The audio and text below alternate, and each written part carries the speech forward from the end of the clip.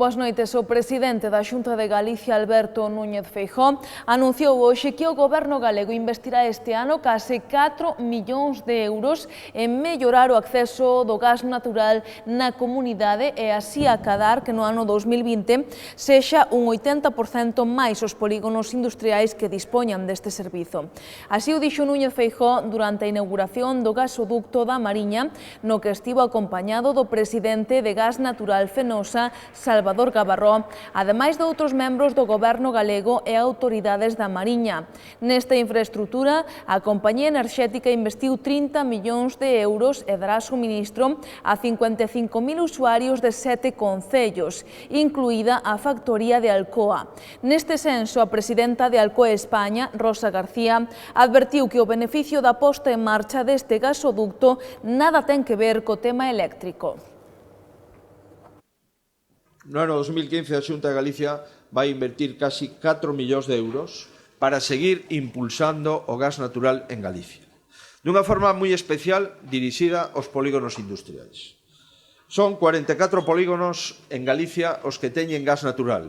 Queremos incrementalos ata 80 polígonos no ano 2020, é dicir, un 80% máis. Durante a crise económica, no ano 2009, o número de polígonos subiu con respecto a agora nun 158%, pero queremos, insisto, seguir subindo para acreditar estas cifras. A entrada en funcionamento do gasoduto a Mariña Luguesa é, polo tanto, unha aposta para revitalizar o tecido industrial da fachada norte de Galicia.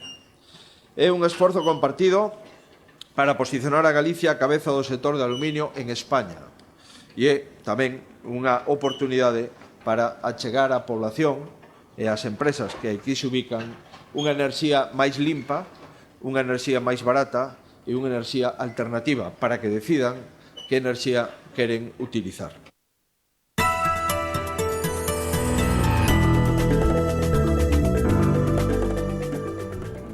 A redada que afectou o 24 horas da Rúa Tui está dando moito que falar. O fármaco que se requisou durante a operación neste establecemento, o Citotec, é un protector gástrico que no 24 horas se vendía cun uso abortivo. Un uso que as farmacias de Lugo xa detectaron hai anos, segundo publica hoxe El Progreso. O principio activo deste fármaco indícase en ocasións despois dun aborto espontáneo para provocar unha expulsión completa. Tamén hai estudos clínicos sobre o seu uso como indutor do parto en mulleres cuyo embarazo non chega a termo.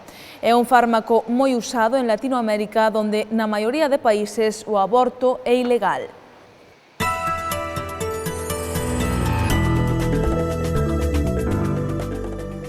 En Galicia, o prezo do leite en orixe está arredor de 2,5 céntimos por litro por debaixo da media do resto de España. Uns prezos que están moi por debaixo dos custes de produción e que fan insostibles moitas explotacións gandeiras. Así o denunciaron hoxe dende o sindicato Labrego Galego.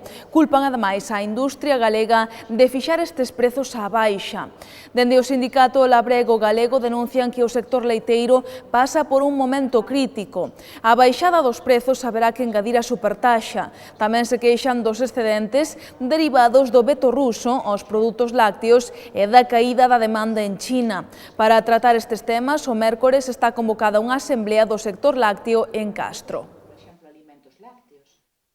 E concretamente en Galiza, pois parécenos que esta situación se agrava moito. Temos casi 2,5 céntimos por debaixo do resto do Estado, que a 2,5 céntimos nun litro de leite convirte unha explotación inviable ou en non viable.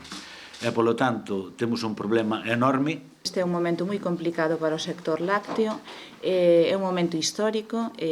Agora, en abril, vai desaparecer o sistema de cuotas.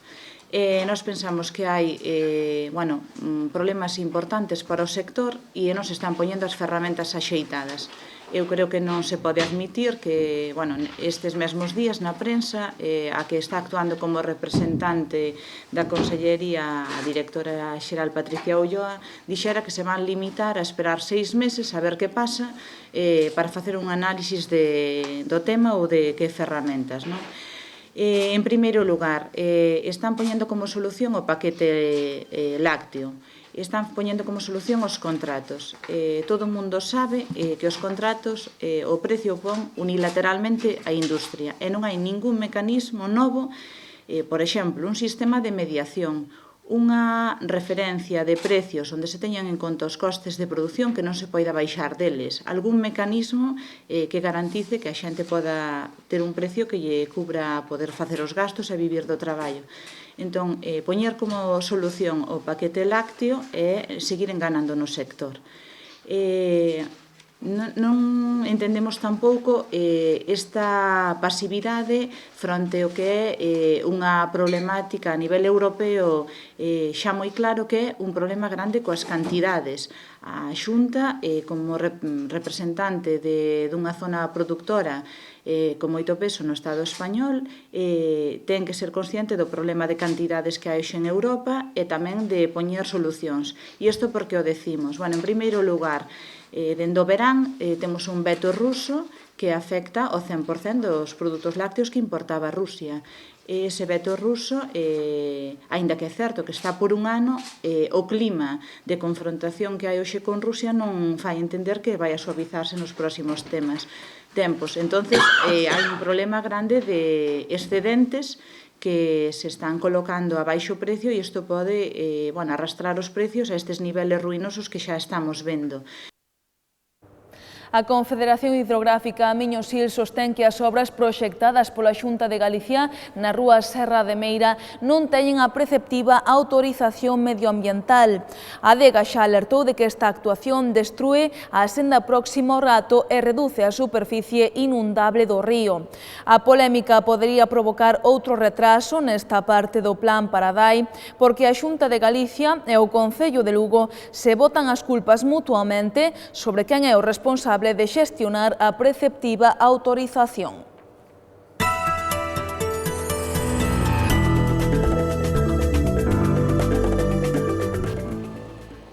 Despois de varios días con neve, hoxe houve unha pequena tregua que continuará mañá cunha xornada semellante, xa que Galicia continúa baixo a influencia das altas presións.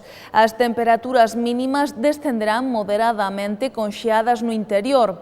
O mércores, unha nova borrasca pouco activa fará que os ceos estén anubrados con posibilidade de chubascos illados. E agora facemos unha pequena pausa e voltamos nuns minutos con toda a información deportiva. Deixámolos agora coa exposición Acuarelas de Fernando Villalba. Boas noites.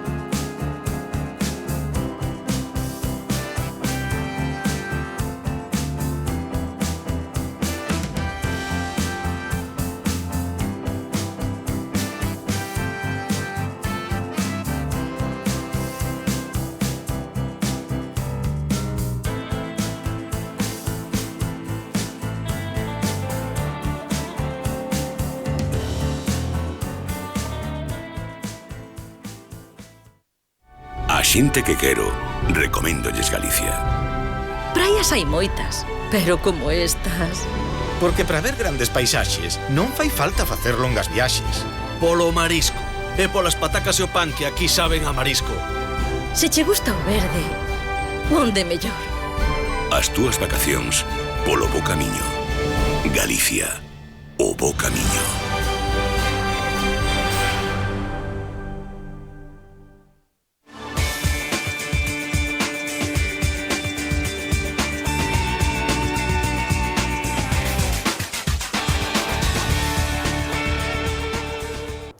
Club Deportivo Lugo rachou coa súa mala xeira de resultados cunha vitoria ante o Las Palmas, o líder da clasificación. Deste xeito, os de Setién deixan os postos de descenso a 4 puntos de distancia.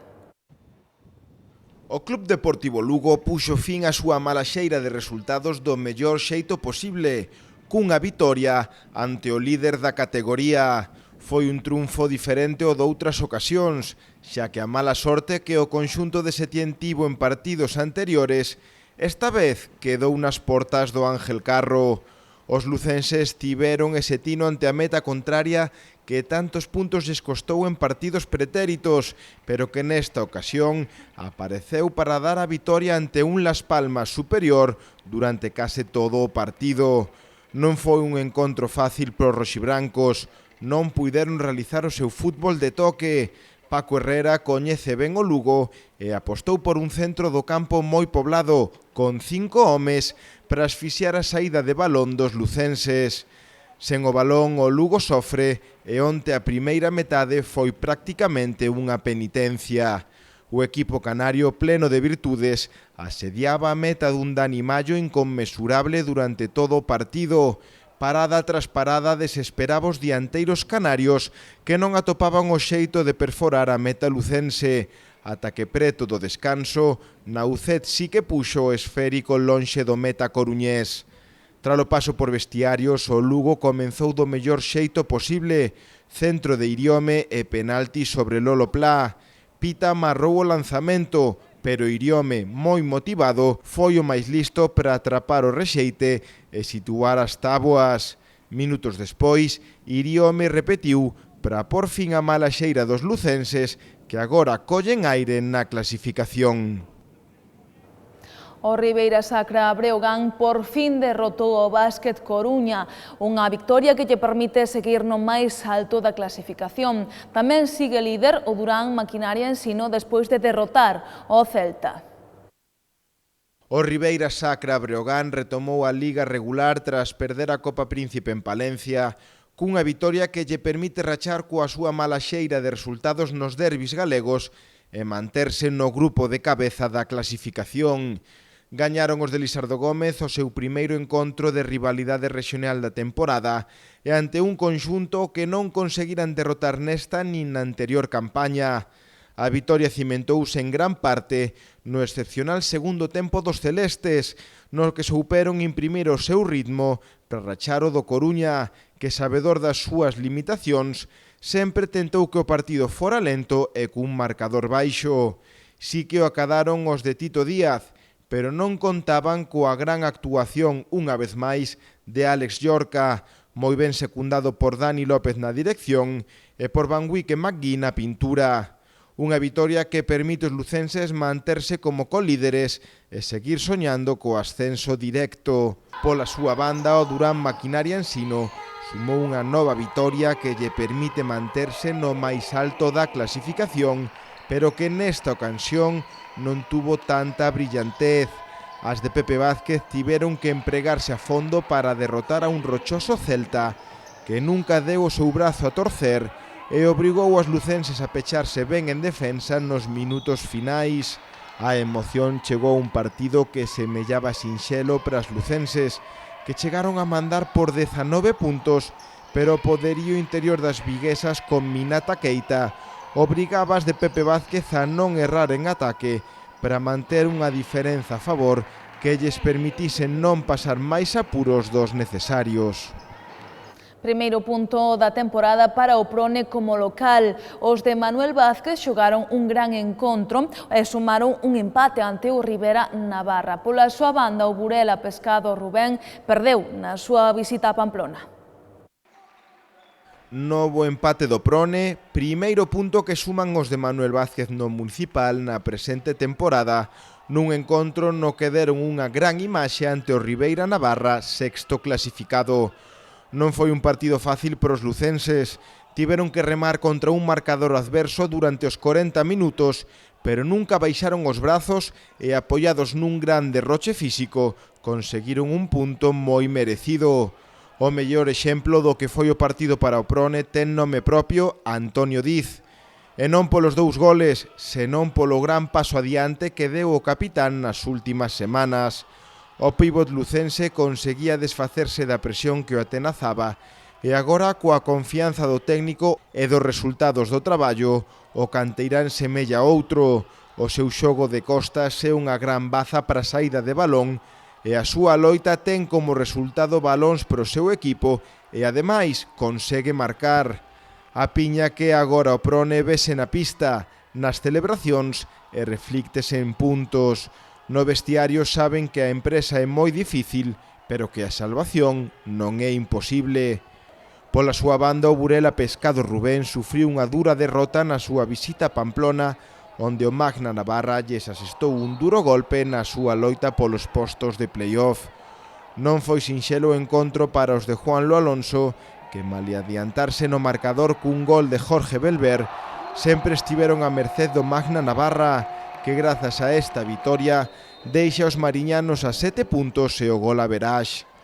O mellor xogador dos laranxas foi o meta Alex, un bo resumo do que foi o encontro, un asedio constante á área burelesa. Agora os de Juanlo Alonso terán que tentar sumar o maior número de vitorias nas 9 xornadas de liga regular que restan e buscar algún erro dos 8 primeiros para tentar auparse de novos postos de playoff que agora están a 6 puntos. Isto foi todo por a nosa parte, pero poden manterse informados a través do xornal El Progreso e do portal do grupo elprogresogaliciae.com. Que teñan moi boa noite. Vémonos mañá.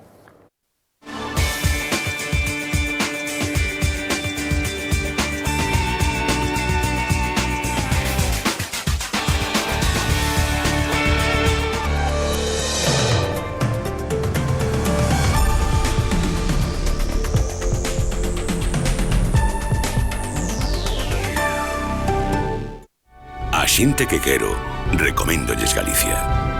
Praias hai moitas, pero como estas... Porque para ver grandes paisaxes non fai falta facer longas viaxes. Polo marisco. E polas patacas e o pan que aquí saben a marisco. Se che gusta o verde, onde mellor? As túas vacacións polo bo camiño. Galicia, o bo camiño.